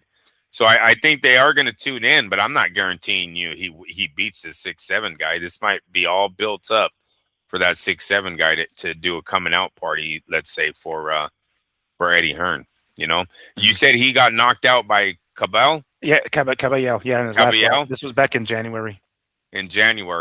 And that guy is supposed to be the new big thing, right? So Eddie might not be. Maybe he's taking that fight as just that was a learning experience. I still believe in you, kind of deal. I'm gonna put you in America, make you as big as Anthony Joshua. Right. Like, we're gonna be homies. We're gonna be hugging after the fights now. Me and Andy Ruiz are gonna be like this. So right, and then I just noticed something on this here. It's saying the date is gonna be September 4th. That's a Friday. That's kind of unique, huh? Yeah, right. I mean, Friday nights people don't tend to stay in, right? I mean, that's kind of. I would have liked a different date, and I figured because it's September, right? And then the following Saturday, or a day and a week after that, is when we were supposed to get Canelo and Billy, but that got moved right to October. That leaves the date open. Why not do it that fucking date? I mean, we don't know if we're going to get Ryan and Conor for the 12th. Like, why wouldn't they have just done it that specific date? I mean, why not? Because I believe everyone in the inside already knows that Ryan and Conor is going to be made on the 12th. With Turkey having the rights to Ryan, Turkey having the phone number to DAZN, there's nothing blocking this thing. Oscar was the block. He's the one that put in the cease and assist to the judge. You know what I mean? That probably got thrown out of the water. The fight's now a go. So no, I think Ryan is going to be fighting Conor Benn on the 12th now. So with that being said, I think the Andy Ruiz fight then is, you're saying that's the day before Ryan? No, it's on a Friday the 4th, because I was thinking, it's still a whole ass week. Yeah, no, that's not cool. I don't want it a week before Ryan, but it would have been cool if they did it the Friday before. I don't know. I used to like when Top Rank would do that, throw a fight before the main one on Saturday. I always thought that was cool. Friday night for dads who stay home is cool. You know, gives us a reason to drink. It's for all you young guys that go out still. It's all you young guns that can still handle being right. outside. I went out quite a bit this weekend, and I think I'm coming down with a fucking cold just to show you guys what it does to you now. Oh yeah, dude! I fucking had the neighborhood over. Did I tell you guys that already? We had one of those water slide things again. You sent us a picture of it, but that was it. You didn't tell us beyond that. No, I didn't tell the people though. Oh, no. So that's what we did, and all the neighborhood kids came around, and then I had a swollen eye the next day. What the? Yeah, one little germy fucks. No, I fucking ringworm and shit. I was like, man, whatever. Fucking kids coming over with their fucking pink eye and shit. Like, oh yeah, Andrew, like one of the neighbors, give me a drink. Oh yeah, sure, here it is, boy. Here, kiddo. And then you're like, why is it feel itchy? Next year, well, don't touch me. Don't touch that. Fuck out of here. You know, come out with a COVID mask. Be like, no, I'm wearing gloves this year, kid. It's like, and I know it was you, little Joseph from down the street. And it's fucking you and your dirty ass fucking germs. What are you scratching your head for? Get over here. Yeah, exactly. It's like don't freaking bring the lace over here or the lice there. Yeah. Oh boy, yeah, I didn't know that. I don't remember you seeing you with a swollen eye and shit. Did you put some? Yeah, it was. It was. It didn't get totally puffed, but something happened. I don't know what the hell got into it. Might have been fireworks. I had one episode where it might have blown some shit off too fast. So that happened. You could be nice and blame it on that, but we know the real reason. These dirty bastards. Like kids never washing their hands. Brand new little motherfuckers. All right. Anything else we want to add to this before we move on to the next topic, which is kind of a quick update, but it's there. Go ahead. All right. Well, this one, on the topic of signing fighters, Zuffa is back in the news. Definitely putting on, making waves, making some news here by signing Jason Maloney, former WBO bantamweight champion. I guess they're gonna go for the smaller guys. I don't know. Do they even have a bantamweight division? Am I tripping? I'm trying to think what they have here, but yeah. And no shade on him, but he's kind of past his prime at this point. But you sent me that, and I was like, okay. I don't know. I'm thinking Zuffa's over here trying to make, it's like taking candy from a baby is really easy, taking over the shit, and then you sign somebody like Jason Maloney. Not exactly. I mean, are you just signing him as an opponent? Really, is that what's going on here? Is that what they're trying to do? But it definitely wouldn't be worthy to be like news. That's what look. First off, it's official because Zuffa announced it, right? So that makes it official. Yes. What makes it funny is they've been rumored to have so many other guys so close to being signed, yet we're getting an official announcement about Maloney. Yes. Fucking 4 defeats, past his prime. I swear to God, if his first fight, if they say he came out of retirement to do this, Zuffa, seriously, it was like I don't know, Miguel, not me just showing, well, here's who they're officially announcing, but when they going to announce Shakur officially like that? When they going to announce Tyson officially like that? The Conor Benn freaking Garcia fight. When are we going to come out and announce all these things? Why ain't Zuffa's name on all those like that? So, it was kind of like, wow. I don't think Dana has any idea of what's going on. He's at the mercy of Turkey's money right now. He has to be, pretty happy that Turkey even attached his Zuffa side of the boxing to that name.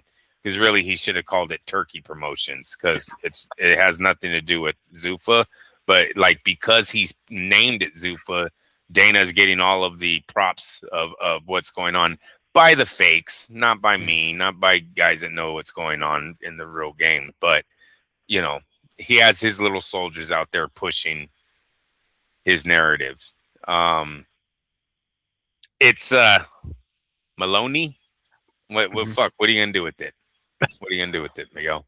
It ain't selling nothing. No, no, I'm telling you, it's just more so. I mean, when the UFC, whenever the UFC, that's just using them as an example, whenever they sign a foreign fighter, you kind of get the impression immediately, like, oh, they're going to try to open the market over there. They're going to try to, have this guy be some sort of star to some degree. So whenever they go over there, they can try to sell out an arena based on this, this guy's nationality. I don't think they could do it with Maloney necessarily. I mean, yes, he was a belt holder at one time, and I don't even know. I don't know if they're going to even include that on here because again, they don't really pay attention to the sanctioning bodies, right? So they'll just say a former boxing champion. They won't even mention the WBO. But anyway, it just seems strange when I saw that, and I was like, what? They're really announcing this like it's something special. And again, no hate on him, but past his prime at this point, it seems as though they're just using him as a fucking opponent. Yeah, as if we're doing something, because you're right. I don't know if there's another promotional company that makes that announcement.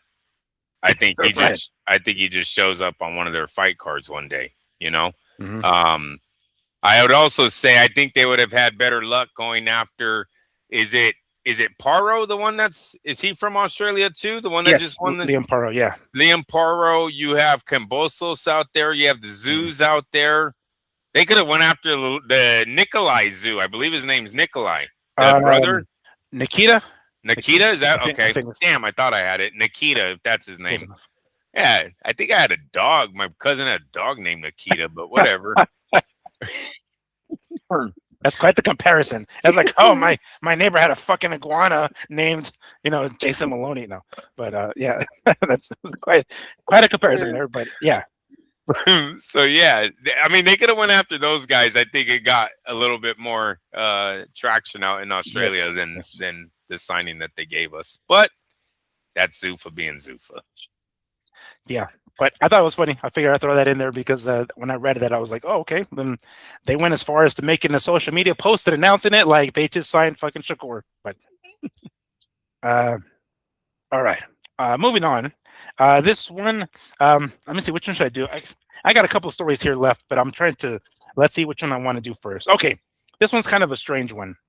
On the subject of Turkey, I've been reading that there has been some debate about where the Anthony Joshua and Tyson Fury fight is going to land. What city, what country is going to host this fight? And by many people's accounts, it should land in the UK, of course, England, in particular, Wembley Stadium. And rightfully so. We all kind of feel that same way. We all have that same sentiment. The fight needs to take place over there, despite a lot of rumors saying that it's going to be here in the United States, either LA or even Allegiant Stadium here in Las Vegas. Well, it seems as though they're going to keep it there in the UK. They're going to have it over there in England. However, Turkey Al-Sheikh has this idea that he's going to try to, how can I say, try to schedule the fight at a certain time of the day to benefit prime time us here in the U.S. This is from his Twitter account, or X. Hopefully a positive statement from the mayor of London's office about a later start time for Joshua, or if Joshua and Tyson is in London. So far, we have been told it's not possible. All right. So as of right now, it looks like they're getting, a big face palm right now, or palm to the face, I should say, because it looks like we're not going to get it at that hour. Now, as I'm reading through some of these other Instagram accounts and Facebook accounts, I came across one that seems like it's starting to look more and more likely that we're going to get this fight in prime time here in the U.S., which means they're going to have to schedule it for 1 a.m. their time. So they might get the fight, right? Yay, UK. They're going to get the fight, England. They're going to get the fight. So hooray. But they're going to get it at fucking 1 a.m. I'm already seeing comments here and being like, these motherfuckers are crazy if they think we're going to stick around in this goddamn arena. Oh, sorry. In this damn arena at 1 a.m. Y'all tripping balls. But they're trying to make the effort to try to get the fight prime time over here. Andrew, 1 a.m. What in the mother shit is Turkey thinking? Does he really think that? I mean, they're going to have the fight over there, or at least it looks like it. It would be a slap in the face if they don't, but it's still like a little bit of a twist. Like, all right, you guys will have it, but you motherfuckers will have it at 1 a.m. The pay-per-view buys in the UK are shit. The pay-per-view buys in America, I think we topped at 5.2 million. So the viewership in America is bigger. Theirs is, it might be Hatton versus Mayweather now that didn't even break 1 million, I believe, bro. Wow. Yeah. I want to say it's like 800,000. And before that, it's Lewis, Tyson. So they don't have a long history of supporting their pay-per-view buys where America does. America, I mean, look at what the World Cup has benefited off being in America, right? The most views ever, the most attendance ever. Yeah. It's yes, it's a slap in the face, but I don't know if I was in my 20s, I don't give a damn what time the fight is. I'm at the biggest fight of the decade, of the century, maybe in UK history. So who gives a shit at what time it started? I used to party all night. I used to go to raves. I don't give a shit what time the party starts, right? In my 20s, not at 46. Right. So you used to. We certainly hope you're not still going to raves at the age of 46, please. No way. No matter what time it is. Maybe the casino. Right. If the casino's hosting a rave and it's at like 10 a.m. for breakfast, I'll show up, guys. I'll do that. Otherwise, no. I'm not going in the middle of some cornfield at 3 a.m. Yeah. So the kids should be able to pull off the 1 a.m. start time for this fight. If it's the fight that you've been waiting for a decade, they will be there. I think they need the American television to pay these fucking guys. So you need it on prime time. You need the most eyeballs, maximum viewership that you can get. And that's America, baby. We know it. We know it because of the NFL. We know it because of the World Cup and other boxing things that have put on their fights in 1 a.m. This is not the first time that the UK is going to do this for American viewership, right? HBO kind of had them do this all the time. Even the Klitschko's, I know they went away from it for a while, but even the Klitschko's were doing the prime time for HBO and early in the morning for them. So it's a good thing for everyone involved. If you're trying to make money when you already owe the two guys $100 million, you got to try to find every way to maximize profits, and that's being prime time in America. All right. I found another quote of Turkey. He says, we want the fight here in England, but we want the time zone of all of the world, especially in America. If they allow us to have Wembley late in the night, we want to do it in England. So it's looking like Wembley Stadium, 1 a.m. Now, one thing is fans being out there at 1 a.m. And that's, maybe, I don't know. I don't know if that's the start time of the fucking card or the actual main event, like the time they're walking out. Of course, that's still up in the air because we're still many, many months away from the actual signing. But what does that do to the fighters? How many times as a professional fighter are you going to fight at fucking 1 a.m.? That's kind of strange, right? And that's 1 a.m. local time. I know these guys travel and the jet lag kind of gets to them and they do what they can to acclimate themselves to whatever time zone they're in. But if the current time zone that they're in, they have to fucking go to fight in the ring at 1 a.m., that's kind of crazy. Like I'm sure it's happened. It's not like it's out of this world or anything like that. But for these guys to get paid what they're getting paid, making it seem like they're important because it is the biggest fight, and yet they're like, what? 1 a.m.? No, fuck you. We're not doing no fucking 1 a.m. I mean, maybe they don't give two shits about pay-per-view buys. The fighters, they're getting their guarantee, so maybe they don't give a shit, right? But it's like, is that a slap in the face to these guys? Then the fighters themselves, we're getting paid all this money because maybe you're making it seem like we're the biggest fight here, and you're going to make us wait until later on in the evening to fight on the U.S. time, prime time? I'm not in their heads. I can only imagine that they worry more about their money than their who's seeing what at what time. And if your promoter and everyone involved is saying maximum viewership is in America at 6 p.m. or 8 p.m., because I gotta tell you that I think Turkey's talking about the start time of the main event. When the main event is this big, I don't think anyone gives a shit about the start time of any other thing, right? So he's talking about the walkout of Fury versus AJ. He wants at 1 a.m. That's how I see that being discussed by Turkey and everyone. And with Joshua and AJ demanding so much money this late in the career, I can't see them putting up that much of an argument. One, it's happened before. This is not new. And two, how else are we supposed to make $50 million a piece? You know? So you just do it. You set your alarm. You get your body ready. Whatever you have to do to get ready to do that fight at 1, 3 in the morning. Might be upwards of 3 in the morning by the time the thing's over. You know what I mean? With the walkouts, the singing, everything else that they're going to put, bells and whistles, they're going to put in between that and the final bell. So I don't think the fighters are going to mind that much as long as they're getting paid. I really don't. I don't see it as a big thing. Obviously for America, that's cool. It's kind of weird how Turkey's like, I want to do it for the world, especially America. It's like, aren't we like the last time zone? What are you talking about? The globe, fool. Everyone ahead of us? Yeah. We're like the last ones that get like New Year's. It's been New Year's over there and fucking for the longest time. Like it's been a whole day now. Yeah, exactly. So it's like, I don't think he really meant the globe. I think he just meant one market. Oh, this is what I wanted to tell you.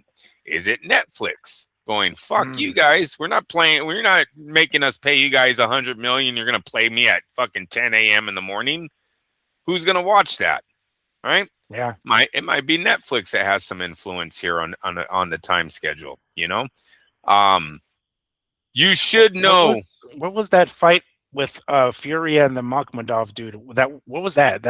I'm trying to, because I don't think they didn't air it over here in the morning. Did they? Like it was evening I think time. they did. No. Oh, they did? I think they did, bro. Oh, shit. Because you got to remember, they have like a fucking 6-hour telecast or something where the fight really doesn't start until 3 p.m. Wow. You know, it's still later in the afternoon. You know what I mean? But it isn't 8 p.m. like we're used to when the main event walks out.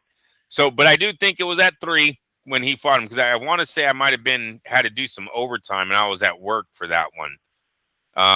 But either way, UK fighters, what I want to say, should be well aware of the time zone when you make it in America, and that you might be asked to fight at a certain time. Hey, if you want to maximize your profits, if you don't, give us some money back. We'll put you on at 3 p.m. in the afternoon over there. All right, fair enough. That's a good point. I didn't think about the Netflix, them being like, all right, we did it for you once for fucking Makhmudov. Don't try to do that shit to us again. We want prime time on this time. Especially with the prices that these guys are probably asking for. I don't even have a ballpark of what this is going to cost on guaranteed money. 65, 50. That's what, 115 million? I got that correct? 16 million? What's 55 and 60? Let me see here. 115. Is it 115? No, it's not. Is it? 1660 is 120, bro. Oh, -5. All right, 115. That was easy. So funny.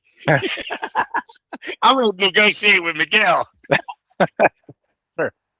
I don't think you want me to negotiate with you. I think you want me to negotiate. but yeah, you know what I mean? You're looking at something like that. Yeah. You're 115 million guaranteed. These are not Floyd Mayweather over here. Right. Anthony's big, but is he 115 million out the fucking gate big? You know what I'm saying? Like they need to maximize profits here. And the UK history has shown that's not where you maximize your pride. Lennox Lewis made more money in America. Ricky Hatton made more money in America. You know what I'm saying? That's why these guys came here to fight. Joe Calzaghe, all them motherfuckers. Yeah. Yep. All right. Anything else we want to add to that one before we move on to the next topic? Is it officially signed, that fight, or are we still negotiating? The way they're making it seem, it's signed as long as they each win their next fights. You know, what's his name? AJ with Prenga, and then Fury with his fucking stupid exhibition shit. But supposedly it's already signed for November. Okay. All right. Well, that's good. I can't wait until we officially announce that because we've been talking about it for a while. You know what I mean? It's gonna be one of those Conor, Benn, Ryan, like, woo, when they finally do officially announce it.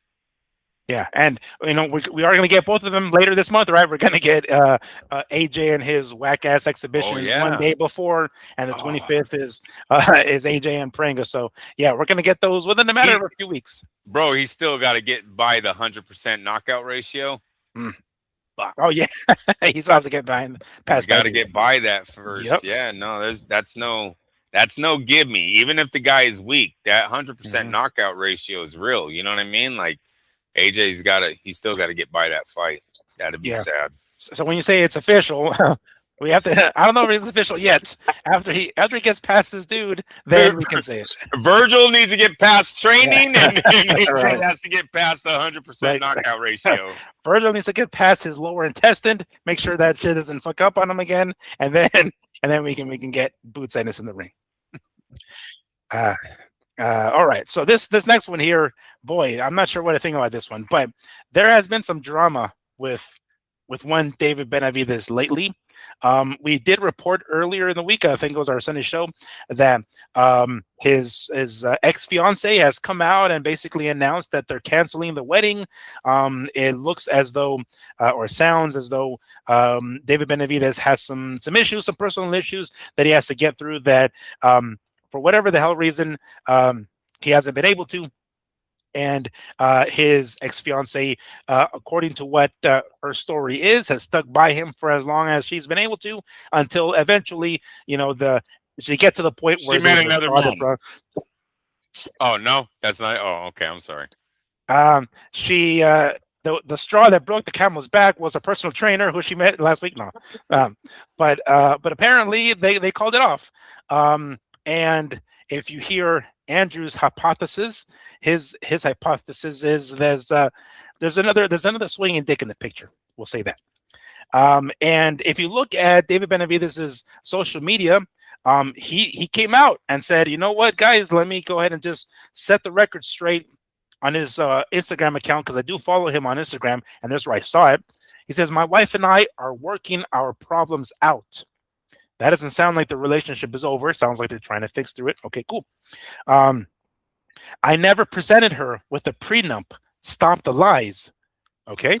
Maybe you should have, motherfucker. I'm man enough to admit that admit my faults, and I failed. Karina has always been by my side and loved me through everything.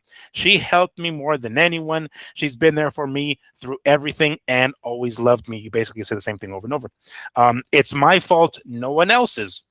Okay, cool. So he's out here saying like, yo, enough with the BS. This was my bad. I'm gonna man up and take responsibility for all this stuff. No more than a few days later, Karina, his ex-fiance, decides to come back to social media and basically let everybody know that was not David Benavidez. I don't know who the hell it was, but let's go ahead and read some of her tweets. Now, wait a minute. Yes, sir. I was under the understanding that it was David's mom and sister who came out and said that is not David writing those, that it's the wife that has control of David's social media right now. And this is actually her writing. She's being Kevin Durant. She's catfishing herself. Oh, okay. So that's how I read that. That's how you read it. Okay, cool. All right. So let me go to that specific Twitter post. Oh, here we go. Okay, cool. So things are getting ugly in the Benavidez family. All right. Benavidez posted an apology to his girlfriend on his Instagram story. Okay. Claiming he never presented her with a prenup and taking responsibility for his mistakes. But now, oh shit, his mom has spoken out and claims David did not post that story. Mom's going, whoop her. Why didn't I see you? It's like, I told my son to have that bitch sign a fucking prenup. It says, just so everyone is aware, David does not have access to his IG account right now, and he's been locked out of it. He's not the one posting on his story. I'm sure y'all aware who it is. Now that makes sense. So don't believe anything that's posted on his story at this time. He goes on to say, she's all, my mijo didn't do anything wrong. Yeah. It's like, here's a video of him fucking some other chick. No, that's not him. That's not my mijo. That's not my baby. It's not my baby. And then she goes on to say, look, she's throwing her under the bus hardcore. It seems it's his mom again. When you play the victim card to try to get sympathy votes and it backfires on you. She continues. David did not post those things. This is on X now, it looks like. He's locked out of his account. She has control of his account right now. She's the one she's the one who has posted that his account posted on his account. Don't believe the lies. Wow. Okay, so his mom has come to his rescue and said, yo, he doesn't have access to his account. We know who does, his ex-fiance. I don't know. That's again, this is a he said, she said type of thing, right? So we don't exactly know who has control of his Instagram account, although there's a high likelihood that it's not him. But man, this thing started getting pretty convoluted fast. I want to say his sister then. Someone, I think, tried to go to David's account through another phone, and that's where they screenshot that he's actually locked out. I seen like a screenshot where it's showing, and I've got to guess that was David trying to get into his account, and it's being, telling him he's not able to, so he's showing people, look, it's not me. So it started making me think, hopefully she doesn't have the plan B already in action, but it doesn't sound good for David. And Andrew, please let us know, for all of us dummies that don't understand what the plan B is, please, by all means, let us know what the plan B is. That guy she's been calling friend at the church for about a year finally turned into more than just a friend. The personal trainer that she tells David not to worry about, that guy. Yeah. A lot of good men in those churches, I tell you. They're always at home, got good, honest work. And she don't have to worry about money. Nope. The money's, if her feelings switch to someone else, she's already set with the money. It's not going to be good if we hear it. If David has to come out and be like, no, that it's officially over because she's now with someone else. It's going to suck. It's going to suck, but I'm sure he had many opportunities and overplayed his role every time, and now it's gone. Could be. We don't know that yet, but high likelihood of that as well. Her words made it really seem like she was over him. She was like, I'll pray for you. Well, I mean that, yes, but why is my point? Why over him? No, I'm not 100% sure, but pretty sure. I know women. She looked like she had already found Mr. Right, and it wasn't Mr. Benavidez. Nope. And when I see David's account posted, when he says here, I never presented her with the prenup, stop the lies. That would be the ex-wife or the ex-fiance. That's her saying that, yeah. So what does that mean? Like, there is not one. Like I don't get the point of her saying that. I don't know the purpose of David saying it's all my fault, nobody else's, repeating himself. It sounded like a woman arguing. I'm just saying, when you really break down those tweets, it does kind of sound like there was a girl writing that stuff, it does. I mean, it's like Karina's always been by my side. She's always cooked for me. She always cleaned for me. She's always picked up after me. It's like, she always wakes me up. She's the best ever, fucking asshole. Yeah, it's like, just ask him about just ask me about New Year's. Totally slipped. Oh boy. I hate to make fun. Hopefully they work it out, but it doesn't look good for David right now on that situation. And then at the end, it's my fault, no one else's. So she's like, whew, I'm not gonna take any blame for this shit. Yes. It's like, but babe, you did. No, it's your fucking fault. Okay, it's my fault. But drama in the Benavidez family. Hopefully it gets cleared up at some point. And even if it doesn't get cleared up, let's not make it public. Let's just leave it behind closed doors, because you know exactly what's going to end up happening. That's right. I was going to say, the only reason why we can crack jokes, talk about it, whatever, is because they made it public. You know what I mean? Like, his mom didn't even have to respond with that. Shut it down. Shut it down for a year. Would it hurt him? Shut it down for 6 months. get your life straight with the kids. Make sure you got everything straight with your babies. Then come back to social. Like, let it go. You don't need social, right? So, well, maybe they had to because it was retaliation. She struck first, right? So at that point, it's like, oh shit, now we can't stay quiet because now she's going to control the narrative. At this no, point. you can disconnect. I guarantee you, no one will know. Guaranteed. Everyone will just let you go. Like, hey, David needed a break. Give him a break. Give him his space, right? So, no, they could have just let it go, man. Social media is not a 24. It's not an obligation that you have to be on there and you have to respond and react and have some kind of emotion. Hell no. Well, it's because of the perception. It's supposed to be, what do they say, the jury or the judge. There's a term for like public perception. Basically, that's the issue. I forget the specific phrase, but making it look a certain way, controlling that narrative. Now, if you stay quiet, maybe you look guilty. No one would have gave two shits the next day when David's gone. They wouldn't have cared about his wife. She would have been old news at that point. Just take care of your kids is all I'm saying. Get your shit right with your kids, then come back, right? I don't think the response was needed, and people shouldn't feel like they have to respond just because someone wrote something bad about him. Because really, it wasn't even that bad. Like, he's not going to live a churchy life right now. You do know the guy's a fucking fighter, right? And he hangs out in casinos and he hangs out with bad guys. And this is what he gets paid to do. You know what I'm saying? So yeah, he did lose his belt one time because he tested positive for fucking coke. Yeah, and he was in his 20s and he regrets it. You know, hopefully he's still not doing shit like that. I'm not going to sit here and back him up if he's a drug user. But I mean, the whole like, oh, you need to change your life for me. Like, girl, you don't look like you were too churchy a few years ago. Like, you could stop it. The whole world doesn't circle around you. Like, just because you want to do it, now everyone has to do it and we're not turning back. Get fucking kick rocks. Who's the man in this house? Who's the one who's bringing home the fucking bacon? You know what I'm saying? Like, and I know she's going to get her piece forever. That's why girls don't give a shit, dude. At moments like this, oh, I know I'm going to get hate. Did she hear that? Oh, just spit it out. Give the young guys listening to this show right now some advice. And there's a reason I'm not married, gentlemen. They pull out the calculator at times like this, and they ain't worried. They're gonna show like they are, but they ain't worried. You motherfucker gonna pay me. Yeah. They gonna pay. He's gonna leave the house. She's gonna be there. She's gonna bring that personal trainer or that new guy. That's over. Right. That's right. And he's gonna buy her lunch while you pay her mortgage. Yep. Fuck out of here. Precisely. That money that you're giving to her is gonna go to his into his pockets. Date night. Yeah, it's like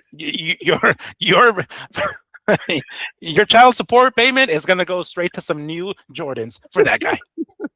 Just saying. Oh, we are setting some fires today. We got turned off. We got turned off. We got turned off at this point. People clicked out at this point.